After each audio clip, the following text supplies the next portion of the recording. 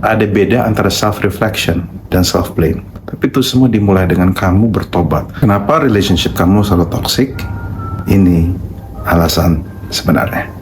Nah, ini yang beberapa kali tips yang saya lakukan dan saya juga mau share ke teman-teman. This is real, karena ini saya juga lakukan. Saya harus bertobat.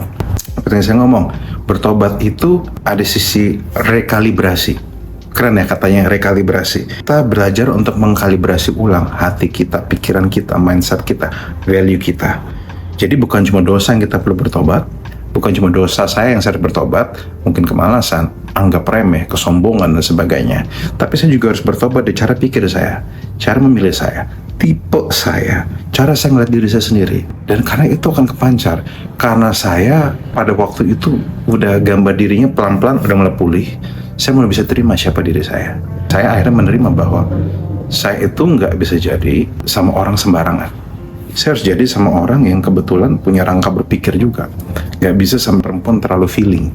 Akhirnya saya ketemu sama istri saya, dan akhirnya sampai sekarang kami punya pernikahan yang sehat dan terus menerus menyehatkan diri. Kami punya anak yang cukup secure, Darlene.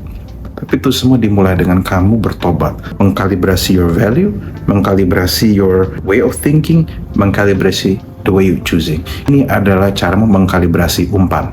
Kalau kamu pengen dapat orang baik, kamu pengen dapat orang yang mengasihi Tuhan, kamu pengen dapat orang pekerja keras, kamu harus pancarkan vibe yang kayak gitu juga. Pancarkan vibe yang bisa diterima dan bisa disukai oleh orang yang mengasihi Tuhan, pekerja keras. Kasarnya gini, kalau kamu memang mau mancing salmon, ya pakailah umpan yang salmon suka, mengkar selera. Kadang kita harus tanya sendiri kita, kenapa kita suka sama tipe ini? Kenapa kita suka sama tipe yang misterius? Kenapa kita suka tipe yang bad boy? Itu kita juga harus bongkar hati kita. Kenapa kita suka tipe cewek yang tertentu? Ada cowok-cowok yang sukanya pas pacaran sama cewek bandel, tapi nikahnya sama cewek baik. Itu juga kamu harus berpikir, why I think that way? Apa yang terjadi dengan selera saya? Mindset apa yang saya dengar sehingga saya bisa berpikir seperti itu? Ada ganti mindset.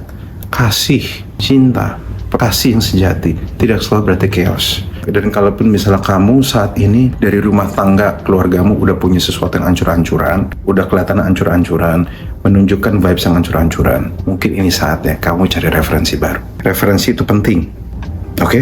Jadi kalau kamu nggak pernah relationship sehat, kamu nggak pernah tahu caranya gimana yang sehat. Jadi kalaupun keluargamu kawin cerai, kamu harus masuk ke komunitas. Kamu harus belajar cari referensi yang sehat. Disinilah community matters. Cari teman-teman mungkin yang orang tuanya sehat hubungannya. Terus kamu juga perlu healing. Kalau misalnya kamu memang harus ada problematik di mindset kamu ke psikolog.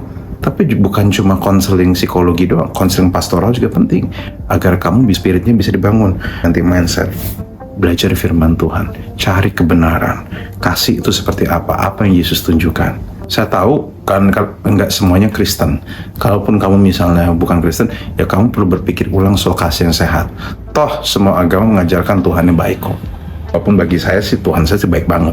Tapi harusnya kalau kamu agamamu Tuhan itu Tuhan yang baik, kamu bisa belajar tentang kebaikan dari Dia. Dan kita juga harus mengerti chemistry itu tidak sama dengan compatibility. Kamu bisa merasakan chemistry yang luar biasa, tapi tidak berarti kamu kompatibel sama dia. Dan intense nggak berarti intim. Tiap hari ngobrol dan sebagainya, ternyata dia cuma love bombing.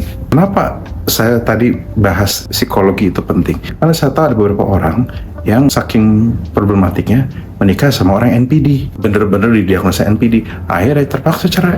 Ya mau gimana? Nah gitu-gitu tuh. Prinsipnya, mencegah itu lebih baik daripada mengobati. Saya tidak ingin menyalahkan, ini disclaimer lah, saya tidak ingin menyalahkan korban abuse yang benar-benar di-abuse.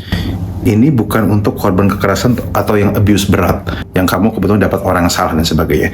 Tapi ini untuk orang yang memang berkali-kali dapat yang abusive, dan kalau prioritasmu itu problematik, ya kamu harus keluar dari hubungan itu, kamu introspeksi dulu. Memang dia punya salah, tapi kamu juga harus mikir kenapa kamu bisa berpikir seperti itu. Kamu perlu belajar namanya pattern recognition. Kamu harus mengerti bahwa hidup itu, otak kita tuh punya namanya mengenali pola. Dan tidak semua pola yang kita kenali itu pola yang baik. Kadang ada pola yang buruk yang kita tidak sadar, tapi kita familiar. Nah, gini, yang terakhir, ada beda antara self-reflection dan self-blame. Self-reflection itu omongannya kira-kira gini, oh jadi saya salahnya di sini. Oke, saya mau belajar. Apa yang saya bisa pelajari? Tapi kalau self-blame, oh saya salah di sini. Emang saya gini, saya nggak bisa buat apa-apa, emang saya pecundang, saya selalu salah. Tujuannya bukan nyalahin diri sendiri, tujuannya adalah menemukan pola. Saya berdoa supaya siapapun yang kamu dengar ini, kamu masuk ke self-reflection, bukan self-blame. Nah, saya akan tutup dengan satu quotes ini. Tuhan tidak cuma mau kasih kamu pasangan benar, tapi Tuhan juga mau bentuk kamu jadi orang benar. Masalah bukan siapa yang kamu pilih, tapi siapa yang kamu izinkan tertarik kepada kamu. I wish you the best, dan saya harap ini make sense dan mudah dicerna. Thank you.